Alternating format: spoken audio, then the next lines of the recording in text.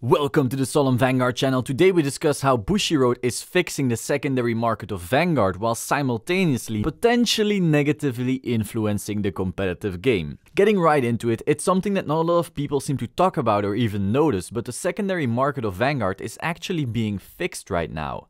The initial huge problem the secondary market had was that old cards were absolute staples for decks, and that then when a new set dropped, those cards spiked in price beyond belief. You only really replaced maybe 8 cards in your deck whenever a new set dropped, and reprints were not to be found. If you look at the latest sets, however, Bushiroad seems to be doing their best to give players the ability to build completely new decks out of the booster boxes. The Dominate Nubatama deck can basically be built out of the new trial deck set 11 and set 12. The new Dominant Gear Chronicle deck doesn't require a lot of the old expensive cards, unlike Time Leap. You can build ZTB basically out of 2 of the same trial decks and then the 2 latest sets. You can build almost every Link Joker subclan out of the new booster. You can even throw out your old Blue Wave deck and then build a totally new one out of set 13. You can build Battle Sisters apart from the overpriced Cocottes basically out of set 12 and then maybe some extra stuff.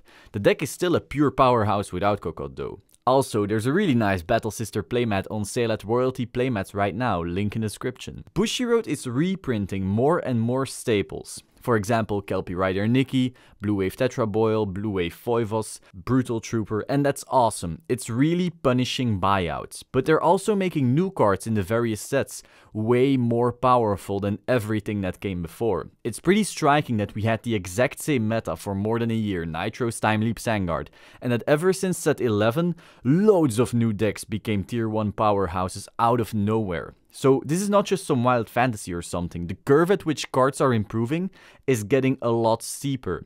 Bushiroad is power creeping almost all old cards out of existence, forcing us to build totally new decks. And this does benefit the market a whole lot, but it also has a negative side effect. Most of your cards will start plummeting in value the second new support is released, and decks that have been unsupported for a while will stand absolutely no chance against a deck that just got its latest shot of steroids. I do think this is interesting. This is both a good and a bad thing, but only time will tell how far Bushiroad is willing to take this, or maybe they'll calm down after a while.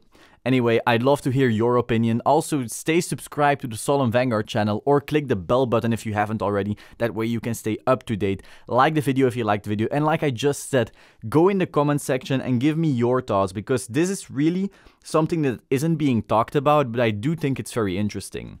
Ciao!